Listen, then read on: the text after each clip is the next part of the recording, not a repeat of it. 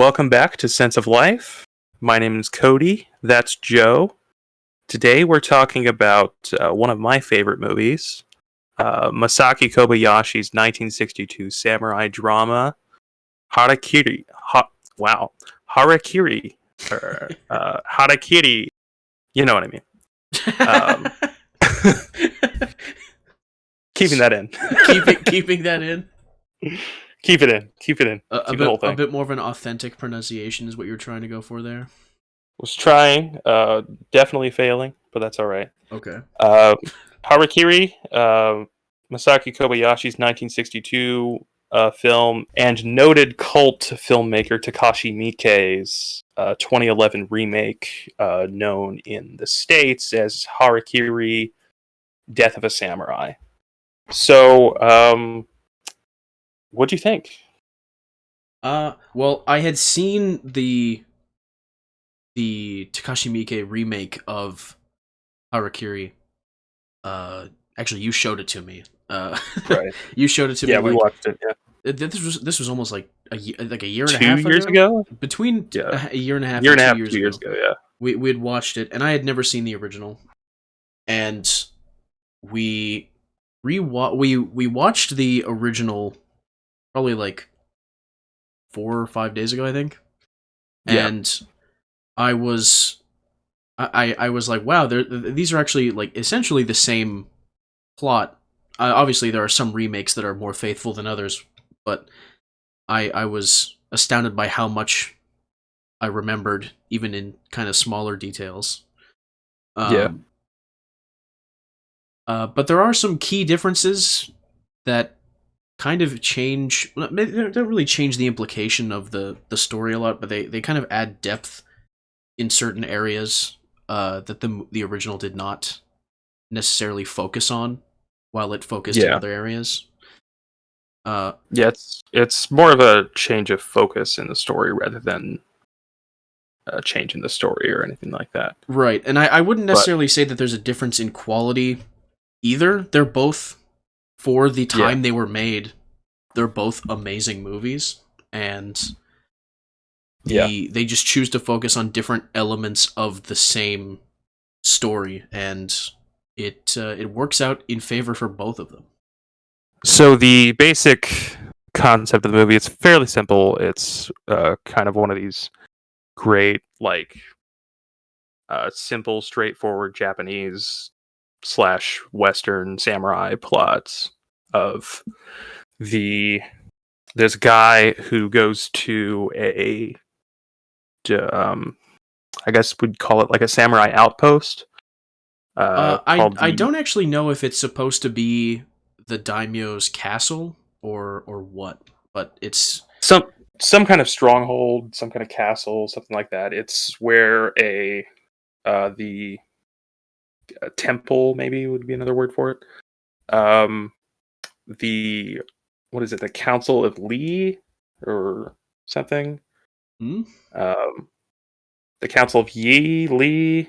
It's E with 2 I's. E. Yeah. So the Temple of E, something like that. Not really important, but the basic idea is that he wants to commit ritualistic suicide, or Harakiri in the title, or also seppuku, I think is how you pronounce it. Seppuku. There's a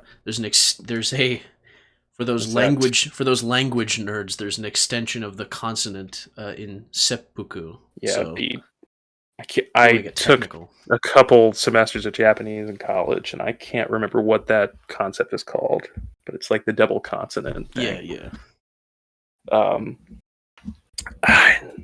It's on the tip of my tongue. Anyway, the movie's actually the original one. We're mostly going to talk about that to start with. The original one is written by the same guy that wrote Rashomon, the Akira Kurosawa film, and Seven Samurai, I believe. Yes, I think so. But I think Rashomon's the more apt comparison here. Sure. Because they're both about, like, perspective and story. And hold on. Can I tell my family to shut the fuck up for a second? Oh yeah, sure. Go for it. Joe is on mute right now, telling his family to, and I quote, "Shut the fuck up." Could probably put some kind of fun little musical interlude here, or not. Maybe we'll just leave this in. That'd be fun. Yeah. So, the comparison to Rashomon. Rashomon is, of course, the story is it's another samurai drama. It is broken into three parts. It's about this woman that essentially gets raped, and the story is told three different times. One from, I think, the witness. It's been a while since I watched Rashomon. One from the perpetrator, and one from the victim. And it doesn't really provide any kind of um, definitive end to the story of like guilt or innocence. Um, and I only mention that because Harakiri is a series of flashbacks and flashbacks within flashbacks. Um, and it sounds more confusing than it actually is. It's actually fairly straightforward. Yeah. But it's all about the guy comes in to commit ritualistic suicide, and the daimyo, the castle, whatever, the person talking on his behalf, I should say, tells him the story of the first person, the squire, that came to commit Harakiri to try to dissuade him from doing what he's going to do. And chaos ensues. Yeah, you said it's a pretty standard samurai film in its premise, or maybe not its premise. Um, but it's also quite subversive in its thematic component for Yes. what it is what's trying to say. Structurally, it's very standard, and I think the Yeah. original is a very structural kind of movie. Yes. Whereas I think the remake is more about the characters. Um, I think that's the main difference. So we can get into that later. Yeah, that's a Um, good way to put it. the the structure of it is just very straightforward, I guess. Even though it kind of jumps around in time, it's like kind of a morality tale, kind of um, an expression of the value of individualism, and also the kind of folly of trying to stand up to something when you know it doesn't really mean anything, and whether that's a worthwhile thing to do. Right. The essential premise of the story is presenting this tale of well, the story is told by I think he's like the head retainer or like the counselor of the daimyo, that basically, Yeah. the last guy that came in here um asking to commit suicide in the courtyard, he essentially was he the movie presents this premise of the suicide bluff, where essentially, because it is the Edo period, there is no more war in Japan. The Tokugawa shogunate rules over all of Japan, and there's no real need for samurai because there's no wars being fought. So Right. if your house that you belong to collapses and you become a ronin, which is just like a samurai that does not have a lord, uh, you are essentially shit out of luck because there's no way you can get a job anywhere because no one wants to hire a samurai to do menial work, and samurais culturally are not really allowed to do anything but be samurai in their occupation. So a lot of samurai would go to like the house of a daimyo and basically threaten to kill themselves, and it's a bluff so that they will be given either a job in their court or be given money to go away. But this particular daimyo's samurai basically decide that instead of just giving him money or telling him to even just go away and giving him nothing, they're going to force him to commit suicide, and they'll basically use it as a warning tale against anyone else who dares to come by and threaten the same thing.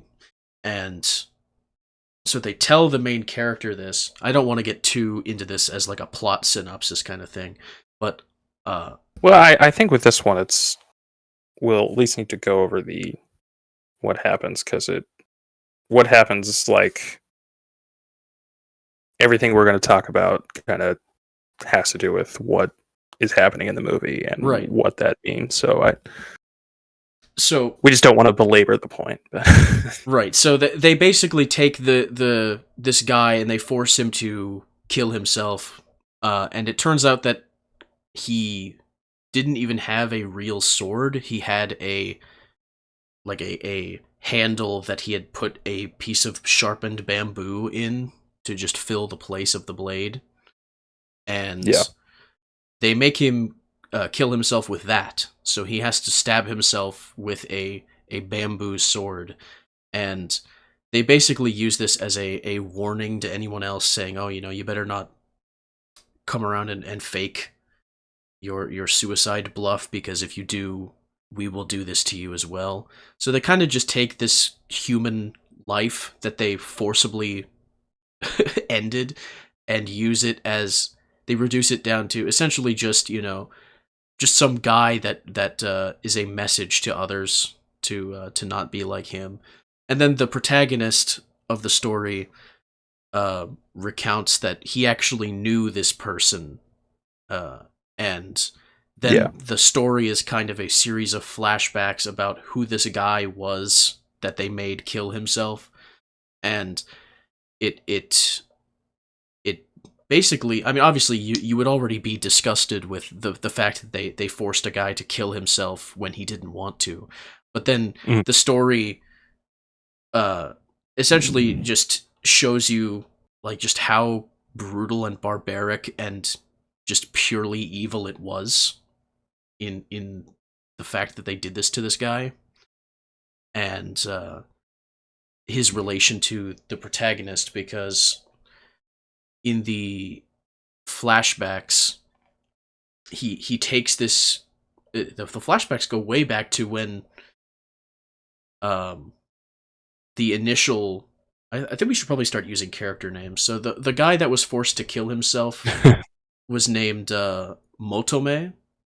Yeah, Motome Chijiwa. Yeah, Motome, and he the flashbacks start when he's a child, and it basically shows that his father ends up committing suicide because of some sort of conflict with, I think it has something to do with their entire house being shut down. Like their entire daimyo is being just completely shut down, and he kills himself.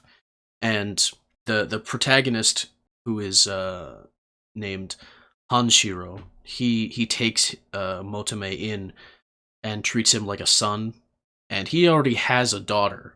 And as the flashbacks go, Miho, that's her name. And as the flashbacks go on, he respects Motome and he wants him to marry his daughter, and then he does, and they have a baby, and the baby ends up sick, as well as Miho as well. They both end up very sick, and Motome basically heard about this suicide bluff, and he thought it would be a good idea to try it so that he could get money to save his wife and baby, who are like on death's doorstep. And and wanted to spend a little time on the Motome's suicide. It's a very violent scene, even in the 62 version. Yes, it's kind of shocking how violent it is. Right. Because he has a bamboo sword, so it's not a real sword, And in both versions, you get a little bit of some, but I think in Miike's remake, you get a lot more explicit. Like, this is like, this might be a little bit too far. Like what we're doing here. There are a few different characters where this happens throughout the movie, and basically they just make him cut. Like the Harakiri concept is they stick the sword in the gut on the left side. I think it's the left, and they move it rightward, and then tilt it, and then cut up. And then once they get up, their second will chop off their head. So the torture, the kind of cruel like joke, basically they're playing on this guy to send a message to any other Ronin, is to do this with his bamboo sword that he had. He sold off the blades to help try and take care of Kingo, his son, and Miho. So in this kind of act of just cruelty, they make him do it with a bamboo sword, which cannot do what a sword can do. It could barely stab, let alone actually be pulled across to disembowel him. So it goes on for quite a while in the original, to the point where he actually points the handle of the sword to the ground and puts his full body weight on it to actually stab himself, because he couldn't actually stab himself because it was just a piece of wood. And and the sound design in both versions of the scene is like terrifying. It's far worse than like the worst like new French extremity horror movie I've seen. Like I even on this last watch of the remake, I straight up got nauseous and we had to pause. Yes. And I had to step away and like clear my head in the shower because I could feel myself about to throw up. Because it goes on so long. Yes. It's a type of violent scene you don't see a lot. And it's like it's not cool, it's not sexy, it's not particularly scary. Maybe not. Maybe it's scary. It's just horrible to watch. It's like, I think it's a really well done scene in that way because it accomplishes that emotion that it's trying to get out of you. But fucking hell, like even in the original, when he puts his body weight on it, it's like when you see the spurt of blood, and it's weird to see like a pre like 67 movie with blood in it, but Japan never had the production code, so they don't have that kind of like history in American cinema, right?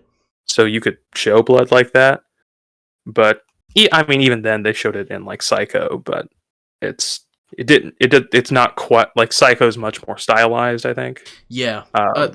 The only another samurai film from that era that I can think of that has a decent amount of blood, but it doesn't use it in a way that is just purely to shock you like this, because the way that Harakiri uses it, it's like as soon as he actually leans forward and the bamboo sword finally pierces through his skin, it's like a gush of just blood pours down the blade and onto the handle and onto the ground.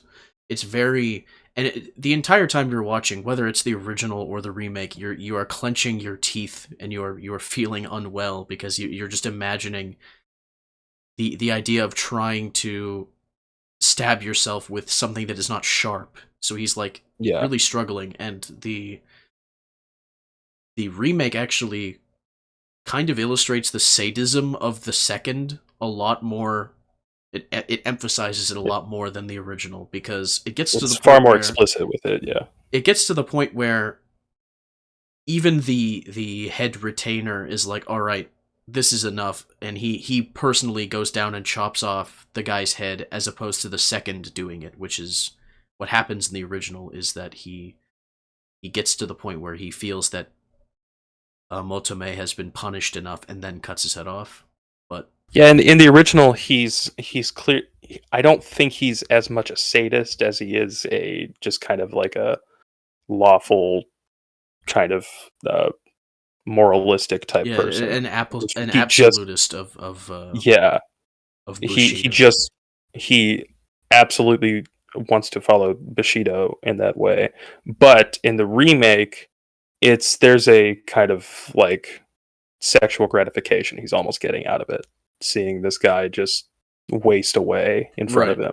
him. But no, the point I was going to make is that another samurai film of that time that uses blood in a completely different kind of way is Yojimbo, the Akira Kurosawa Yeah, film, yeah.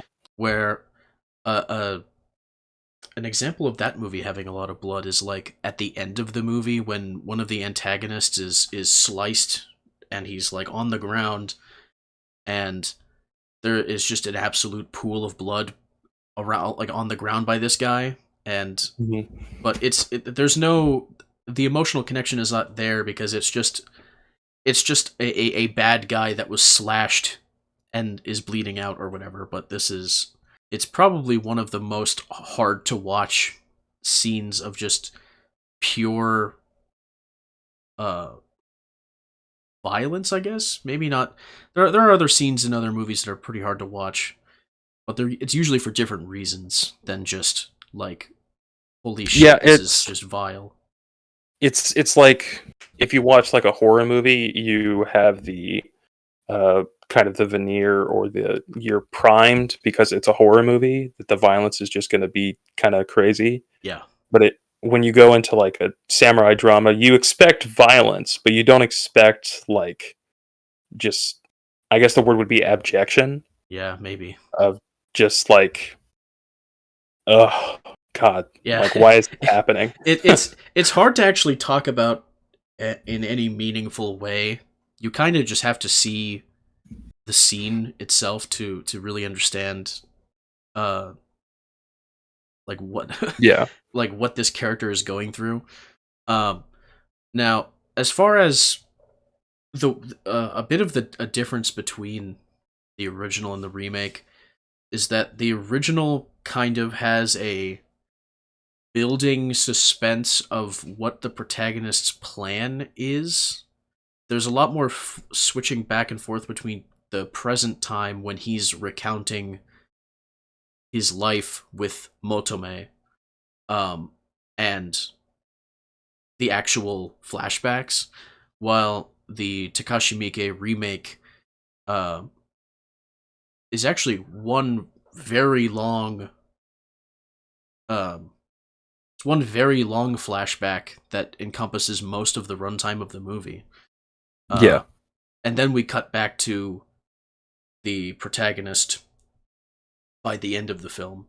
But Yeah, it's like the original. I think this is what I was getting at earlier with like the structure. The film, the original is it's what am I trying to say with structure based? I know I what I mean by it, and I I think you know what I mean by it, but I'm trying to put it into words. yeah, I do know what you mean. It's almost novel like in the sense that uh it almost works in chapters where like you've got this flashback showing this section of his early life, and then we go back to the current time, and we're getting more and more information about the samurai that were responsible specifically for hatching up the idea of forcing him to kill himself. There, none of them are present at this current. None of them are present at this current event where Hanshiro is going to kill himself. So it becomes more and more apparent as the story goes on. Like, these guys are not here. They're absent. They're missing. Like, what the hell's going on? Yeah, But then in the remake, uh, there's kind of an offhand comment before he tells the story that, oh, this guy's not here, and then he asks for the other two, and they're not there either, and then the head retainer basically is like, okay, what the hell is going on? And then he tells the story, and then Yeah, it's structured it's. different. I think the 62 is like it's it's very talky in It like is. the kind of, I know you haven't seen too many of his movies, but the kind of David Fincher way of like Fincher's one of those guys that actually likes doing exposition, but like he hides it, in the kind of dramatic like arc of the characters in the scene, Right. so that they're just kind of talking about things that happen, but through the kind of visual language of the scene, like how each of these relationships are changing. And I think Kobayashi's doing that in a way that, separate from Miike, who's more focused on like the relationship.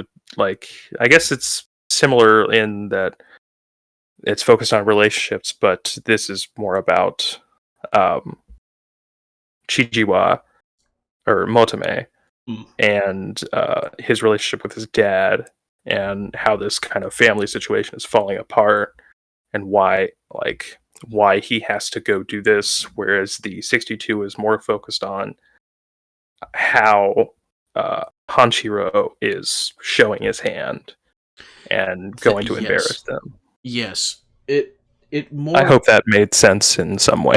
Yeah, if you've seen the original and the remake, or even just one or the other, um, in the original, it's more about revealing his motive for showing up at the daimyo's court, and kind of unveiling slowly uh, what his game is, and also just showing them, this is the person that you chose to make an example of. This example you've set was a human being at one point, and this was his life. Um, while the Miike one uh, really leans into the the character of Motome, and it shows a lot more as far as the flashback scenes, because the when his wife gets sick, you see at many points throughout the movie, he's got like a bunch of books, and when he's a kid, I think there's a scene where his dad says something about him being a bit of a scholar, and Yeah, and he's teaching a class to kids of yeah, like Chinese, I think. yeah, he has all these books, and he's teaching children, um and as his wife becomes sick, and the it really plays on the desperation of, just how abject the poverty could be for people living in a feudal medieval society. uh you see slowly, as the flashbacks creep toward his end, his bookshelf becomes smaller and smaller, to the point where there's nothing left, and you actually do see him pawn off his, or not pawn, he sells the blades for his sword.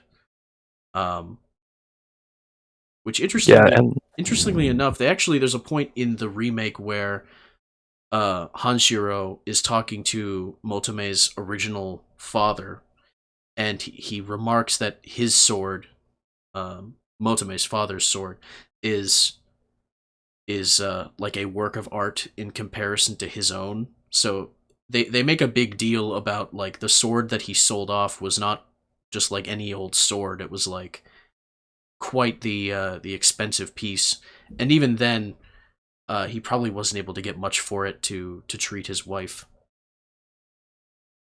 yeah, it's like really hammering home this like um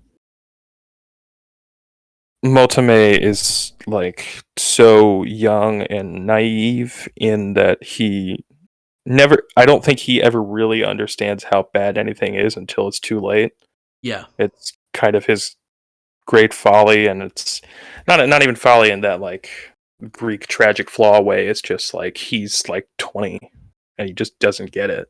Right. There's And also the his point to be made that this sort of samurai code of honor and stuff like that has not really been hammered into him because yeah, he's a samurai, but he was raised in like a in tiny peacetime, basically. in a time of peace without a lord that he was serving under either.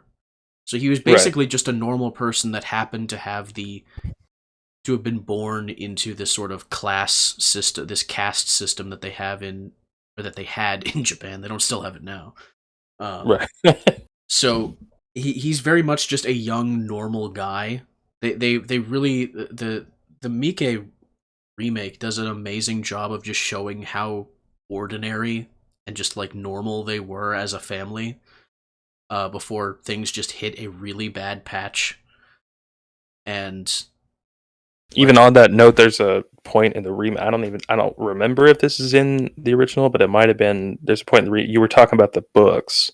yes, There's a point in the remake where he's literally gluing like pages of the books that he's just ripped out and on the window to keep the to keep the keep the cold cold out. out. Yeah, yeah, Yeah, and it's just like you've hit such a point of desperation that anything that had any meaning no longer does because you're just trying to survive. right. It's like how in Weimar Germany they were like insulating their walls with Reich marks just because the paper money had lost all meaning. Although that's more of a inflation thing and not like a personal meaning.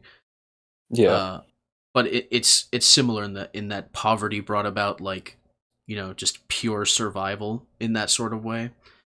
Um, yeah, so he's basically put in an impossible position where he has this sort of obligation to his wife and son to take care of them, but um, and he has no way of attaining the money he needs to save them, other than gambling his life with this suicide bluff.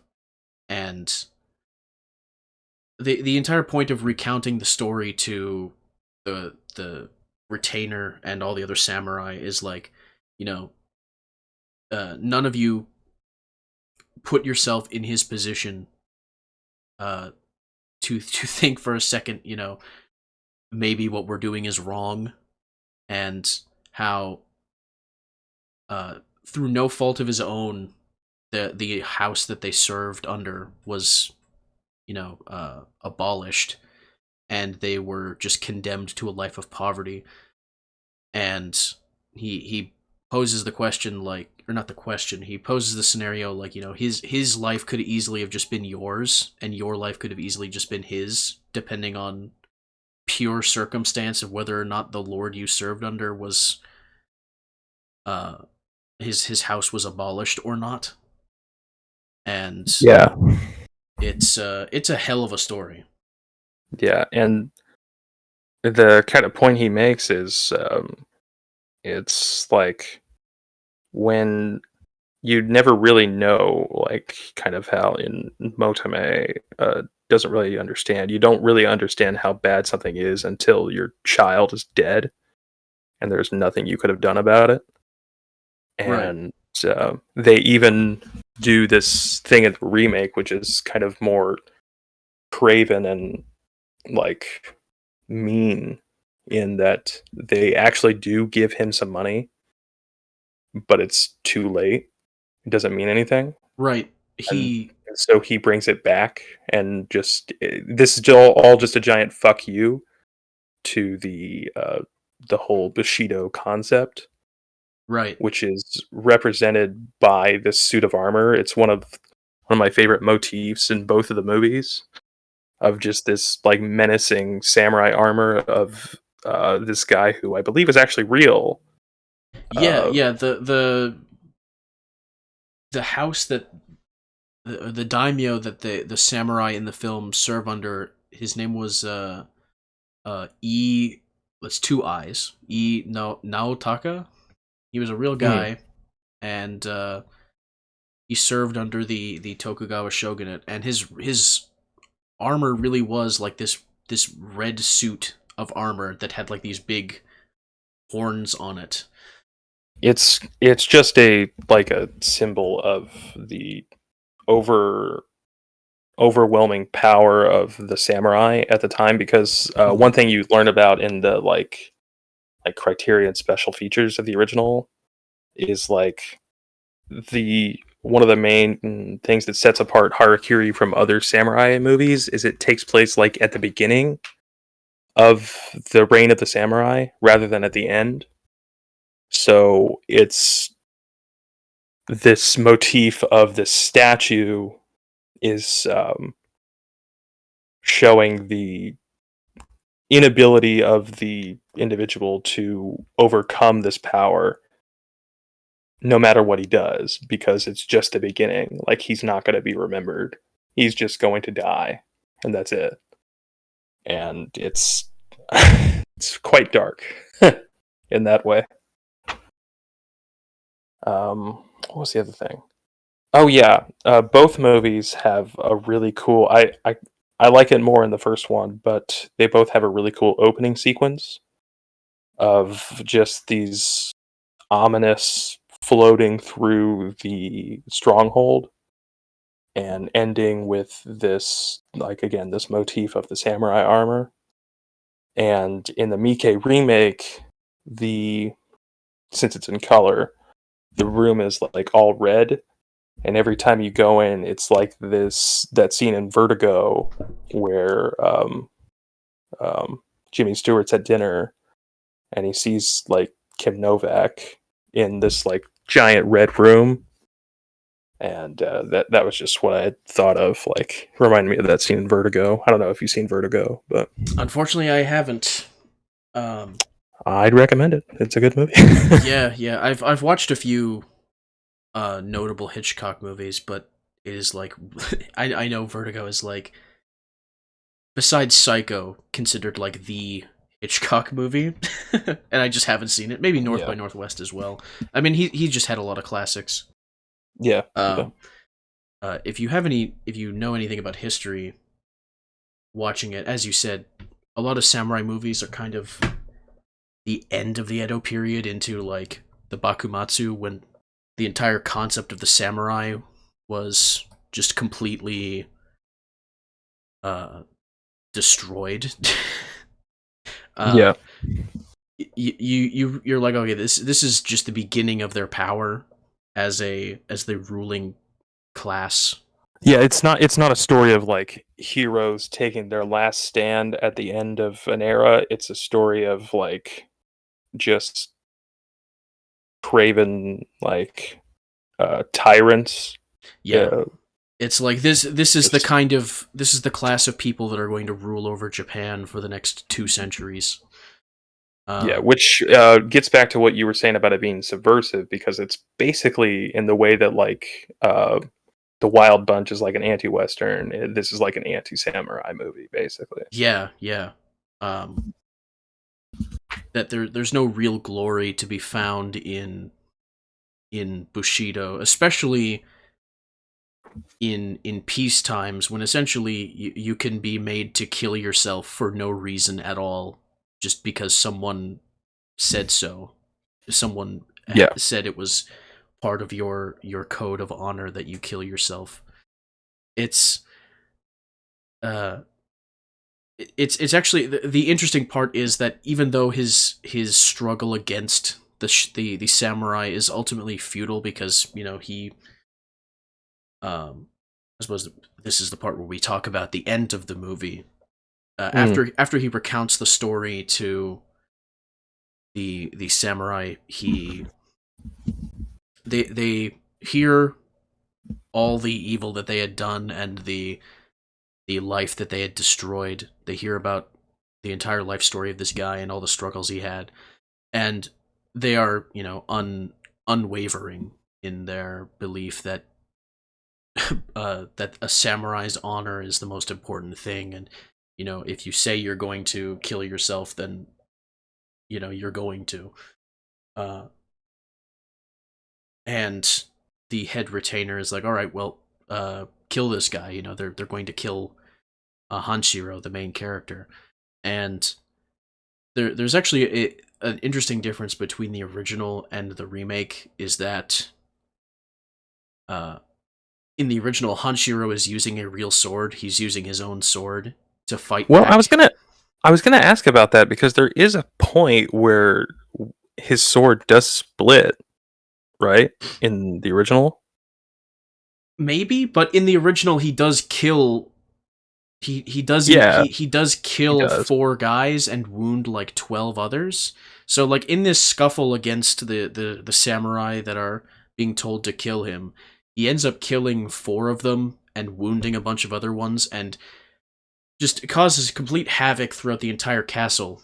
And it ends with him getting all the way to the armor itself. The armor is on display, and I can't remember if in the original he knocks it over, or Yeah, I think he kind of goes up to it and picks it up. yeah, he picks it up and he and holds like it up like marionettes it. yeah, he's holding it, while in the remake he makes his way all the way to the armor, and then a guy tries to attack him and he kind of deflects his entire body and just throws him into the suit of armor and just breaks it and just knocks it over Yeah, on the ground. he's like his entire the entire last part of the movie. He's doing this like kind of gleeful fuck you.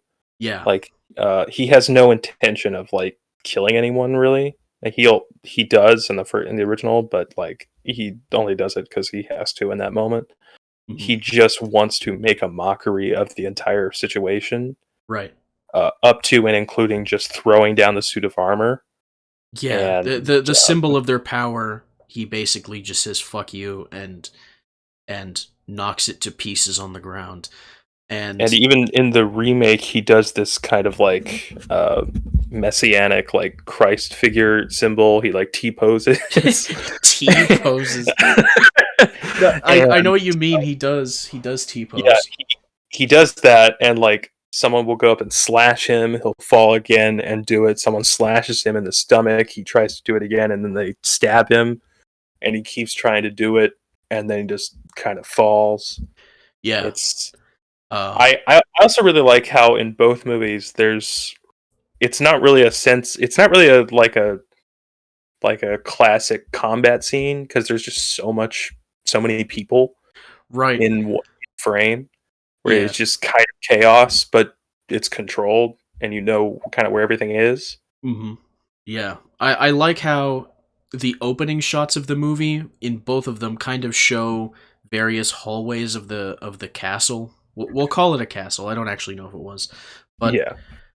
to the point where by the time he actually gets to the fight, you kind of know the layout of the building in an interesting way. Even though most of the movie has actually just been in the courtyard, you haven't really seen too much of the inner parts. But I guess I can't decide whether I like the final fight scene of the original or the remake more, because in the original both of the fights are really about just disgracing them and bringing as much dishonor to them as possible. Like in the original one, he does kill some of them, and none of them are really good at fighting. He's essentially just able to hold off like 30 plus samurai by himself. And I think the thing they were going for is because his character is a bit older, he actually did fight in those last battles before the Tokugawa shogunate's power was, absolute and there was no more wars.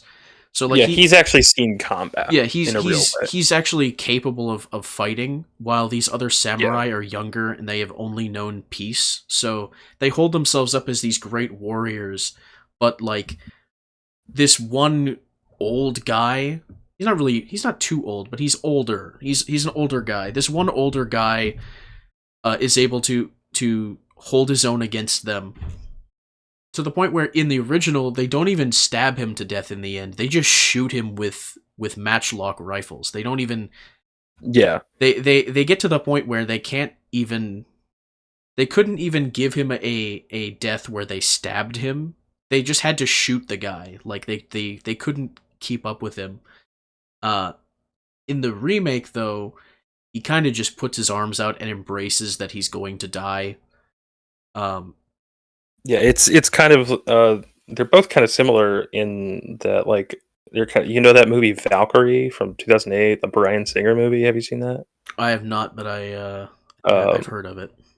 it's got Tom Cruise, and he plays Klaus von Stauffenberg, who is part of one of the last plots to attempt to assassinate Hitler. Okay. And it ends with kind of how they think Stauffenberg was executed, and because it was by firing a squad, and he like gets up and says, "Long live free Germany," or "Sacred Germany," or something like that. Yeah. And as he's like getting the last word out, they shoot him and he falls and dies. Yeah. It's kind of badass. Right. The another point about the fight in the remake is that since he's not using a real sword, he's using a wooden sword. Oh, you know what? What you were probably thinking of, because you said that didn't his sword break in the... Yeah. I'm pretty sure he actually snaps another guy's sword in the original. Yeah, maybe that was it. Yeah. But in the remake, he's using the wooden sword that his son had fashioned to fill the scabbard of his katana that he had sold. And the fact that a guy with a wooden sword that is not lethal to anyone in the room, that guy was able to hold his own against every samurai in the courtyard, it just kind of disgraces them that much more, because there are several moments in the fight where he deflects their hit or he dodges it, and then he brings his sword up to them and hits them in such a way that if he had a real sword, that guy would have definitely been dead. Like, there are several points where he's holding the sword up to people's necks. Yeah. And they kind of have this look on their face like, oh, if this guy were actually taking this fight seriously and he actually considered us real threats, we would be dead 100% right now. And I think there are actually two guys that like get hit by, one gets hit in the head and one in like the chest, and they stay behind basically because I think they're like just dishonored because they just got basically they got hit by a toy. Yeah, they got their asses kicked by a guy with a wooden sword. And it's a great fight scene. Another bold choice was now in the in both of the movies, it is revealed near the end that the samurai that were not in attendance at the ritual for Hanshiro to commit seppuku, it is revealed that he had previously tracked each one of them down and dueled each one. And after he beat them, he did not kill them. He cut off the top knot of their like samurai haircut.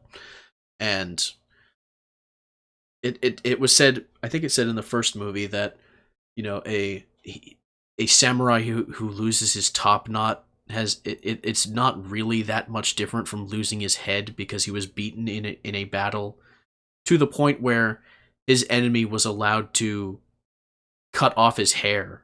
And these three samurai that supposedly cared so much and were absolutists about their honor to the point where they made someone kill themselves with a wooden sword, decided to fake being sick and stayed at home in the hopes that they could grow their hair back and deceive everyone into believing that they hadn't lost this duel against the main character. They just didn't account for him going straight to the daimyo's castle and just telling everyone that he did it. And in the end, all three of them do end up killing themselves.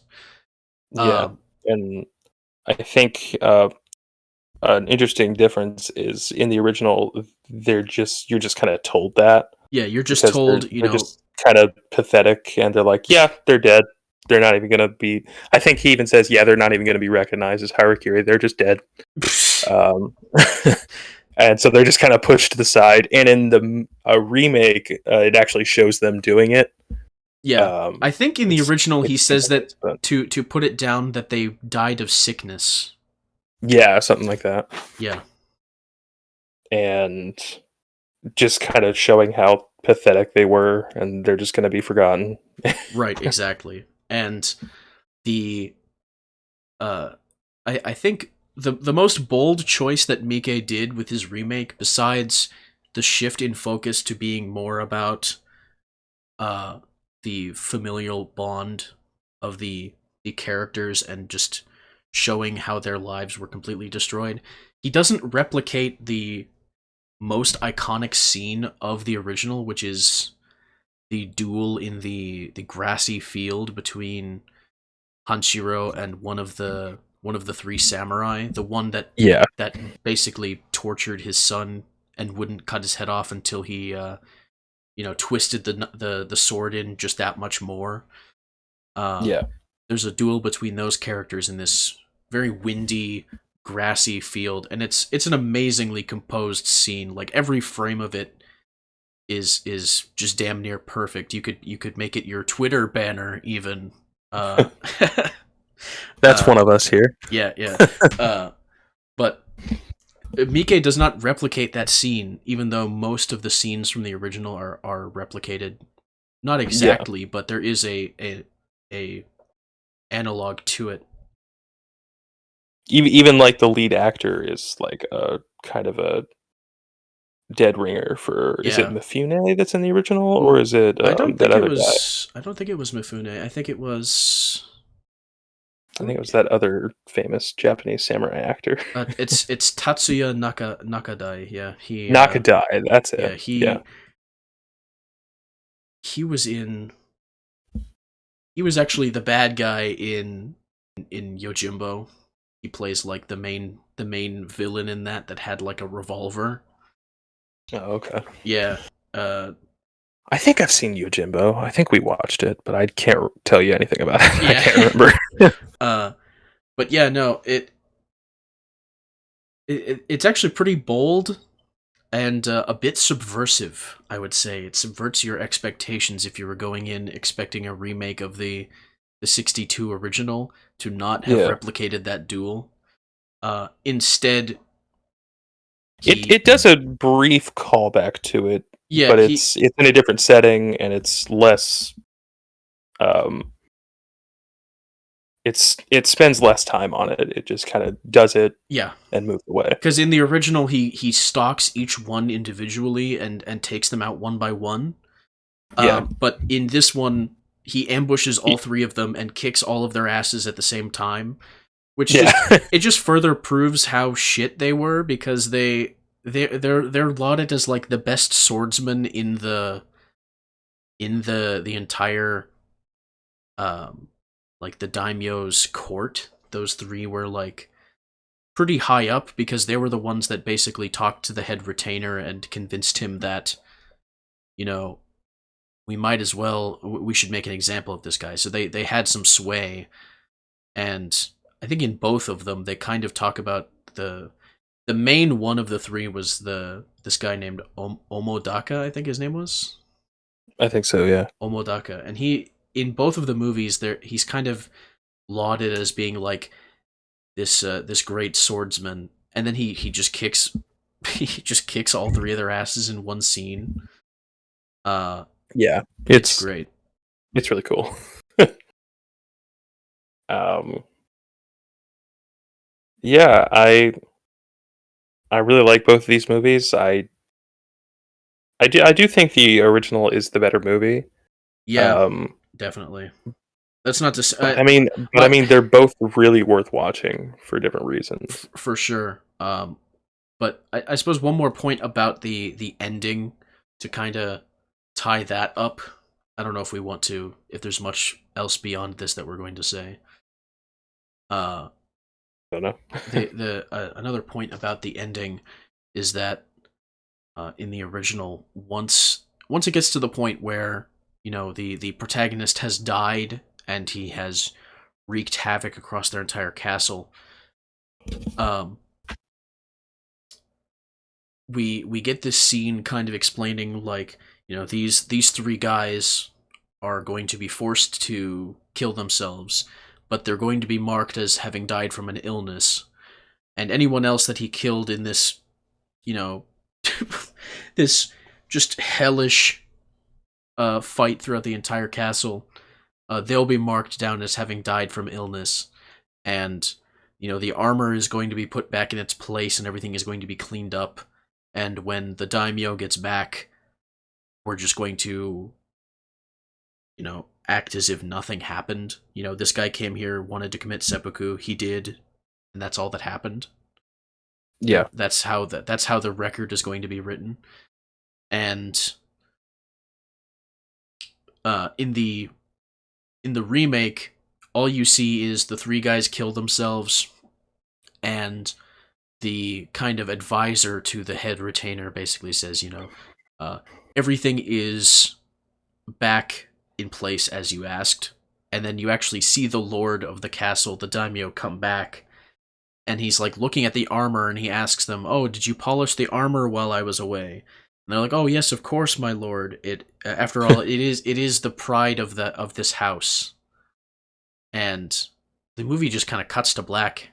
Roll credits after that, and it's so great because the armor essentially represents their absolute power, and also it's supposed to represent their honor as well.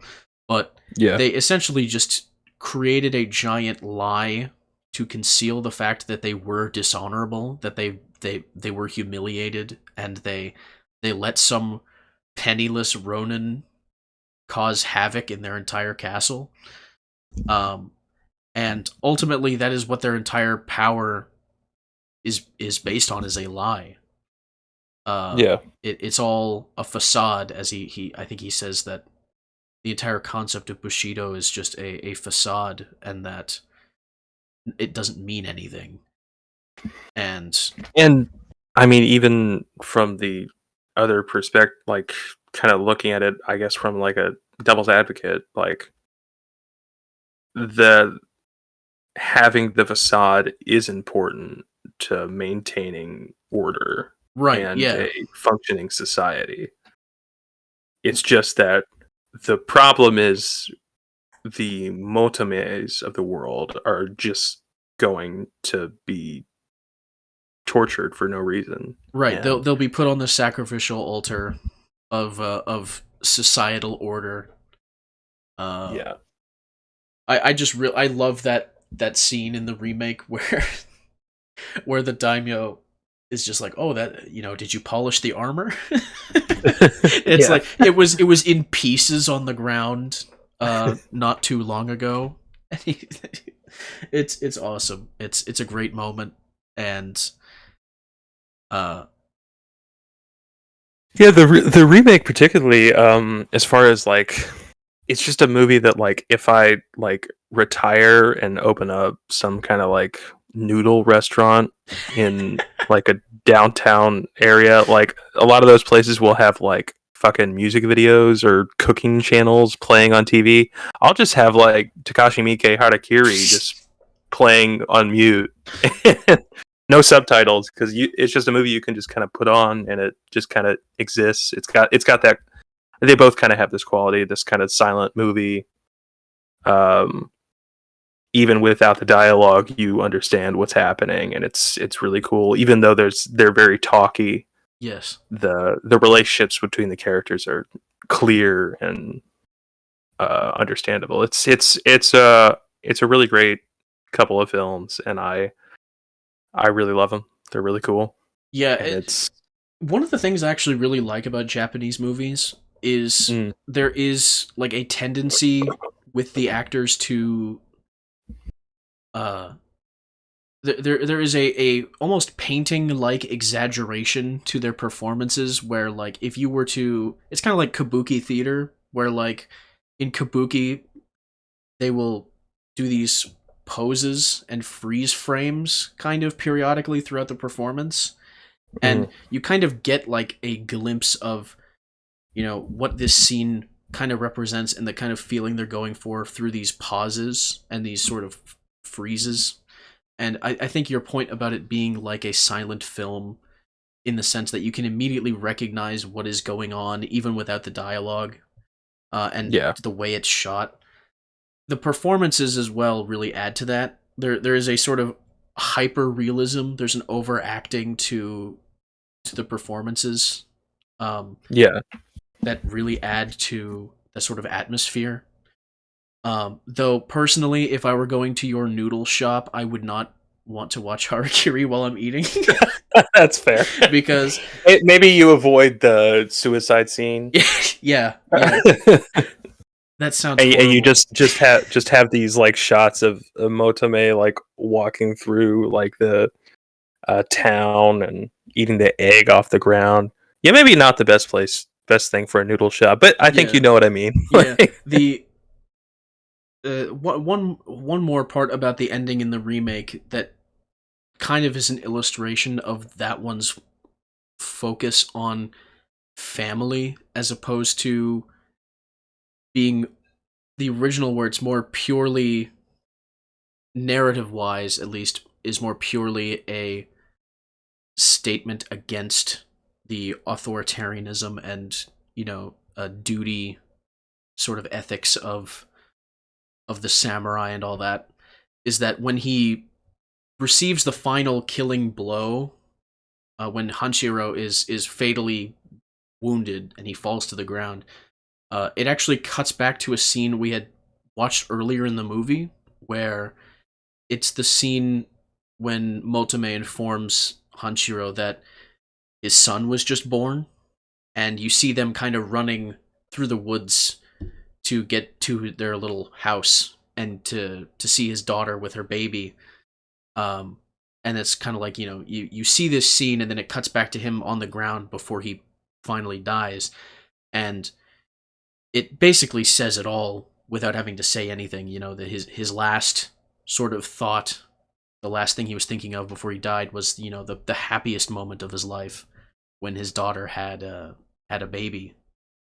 And Yeah, the remake has quite a few of these like really cool.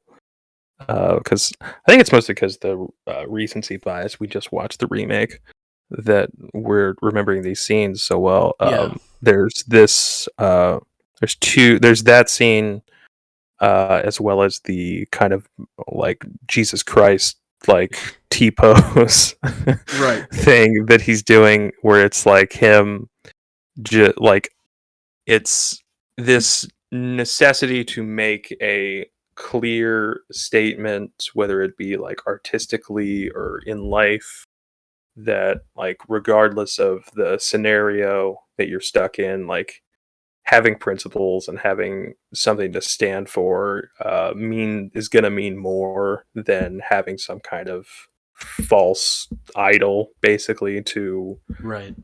sacrifice toward. And also I think my favorite shot in the remake is when he pulls out the bamboo sword and he makes that reveal that this is all basically a big joke Yeah, to him. yeah, I love that shot and nearly teared up when I noticed that it was a bamboo sword. It was his son-in-law's. right. Uh, and what was the other thing? Oh, and in the original, it kind of shows up in the remake, but I love how in the in the original, Hanshiro is just periodically maniacally laughing at Yeah, them. he does. He seems a lot more smug, and uh, he seems a lot more smug in the original. Yeah, Um, he's he's definitely a guy that like knows that he has all the cards in his right. hands, and The it's thing is, clear. it's this weird juxtaposition of he's a man who has nothing, and he has nothing because of them, but he creates a scenario in which he has everything, and they have nothing against him because he has principles and they don't. Yeah, Uh, and he knows he's gonna die, but his point, he's there to make a point. He's not there to kill anyone, right. and they think he's there to kill them because he has no principles to Right. stand by. If he really was there to kill them, he would have charged straight at the head retainer that oversaw his son-in-law's suicide and didn't stop it, but no, he literally just lets them all come at him one by one, and he just kicks all their asses. It's Yeah, it's a great moment. it's really cool. It's probably one of the great cinematic statements of like individualism. Even though I think Kobayashi was like a communist or something. Yeah, he was. I think he was. Oh, I don't know if it was communist, but he was a socialist, oh for yeah, sure. But yeah, I mean, the message of the film stands apart from any sort of personal politics of any of yeah. the creator. Yeah, Um, it's it's a standalone statement regardless of who makes it, right. and it's one of my favorite movies. I think it's one of the great movies of all time. Yeah. It's one of Um, those movies where, like, if we did not control ourselves, um, we would be talking about it endlessly right now, yeah, because I still have more things that I kind of want to say about the movie, but we're at the point now where we've kind of hopped around a bit. We've got to the ending. We've gone through that, and but like another great example of kind of what you mentioned a minute ago with these sort of uh these moments in the movie, uh in the remake, when when you get to the point where in the flashback we catch up to where the story was originally, where uh the oh retainer yeah, yeah, recounts the story of what happened to Motome. uh in the flashback you see him say, I'll be back by this afternoon, and they're like, okay, well, we'll see you when you get back. uh you know what happens because you saw the yeah. you It's at the saw beginning. It's the when he gets there and says that I want to commit ritualistic suicide. exactly Rather than show that scene again, they just cut to the motif of the samurai armor right, they just show the and then armor. cut back to the flashback. Exactly, they it's a great moment because they didn't do that in the original, I don't think, and you don't need to do that because we know Yeah, what happened. But having like this just ominous, I think it was kind of a lower angle too, like looking up at the armor a bit from a bit yeah, far away. um you just see this ominous shot of the armor, and I think it's no coincidence as well that it's a red suit of armor. It's stained by, the blood of any sort of person that stands in the way of just absolute power, because they would have lost nothing if they had just let him go. They didn't even have to give him money. They could have just let him go. His wife and child still would have died, but he wouldn't have been brutally murdered and tortured. They could have let him go, but the fact that they had ultimate power and the authority to do whatever they wanted, uh they decided to just do that, to do whatever they wanted. It was just pure evil. yeah. It's uh, it's a banger. Both movies slap Yes. on God. For real, for real. Amen. Um,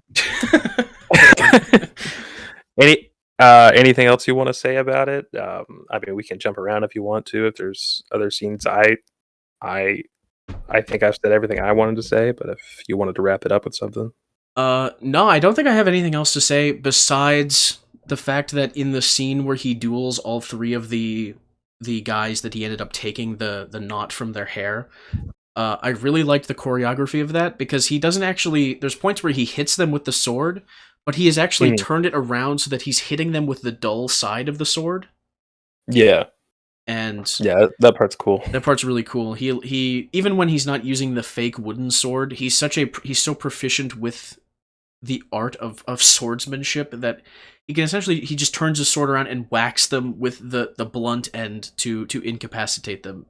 They could have so Yeah, easily been killed, but uh And it doesn't have that like weird like comic book Batman like No. no kill rule kind of thing. It's very clearly that he is sending a message to Bushido, to the Edo period, to um, the House of E, um, to say that what you're doing is pathetic, Yeah. and this is this is why. Yeah. It's really cool. And I think there's one line of dialogue in actually there's two lines of dialogue in the remake that I really liked in the end when he sees the armor and they're all standing there and he looks at them and he says something along the lines of that honor is not something that you can just put on display, and that's when he knocks the armor over. It's not a thing that you just put on a pedestal and display for all to see as kind of like a second-handed, you know, um, show of Mm, your supposed code.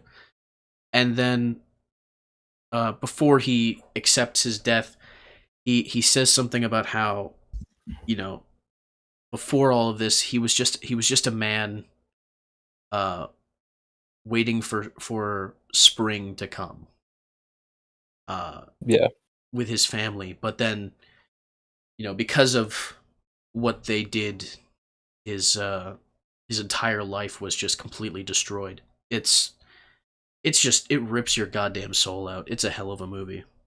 yeah. Well, I think that'll do it. All right. Thank you for joining Sense of Life. We'll be back in 2 weeks for the next episode. And thank you so much for joining.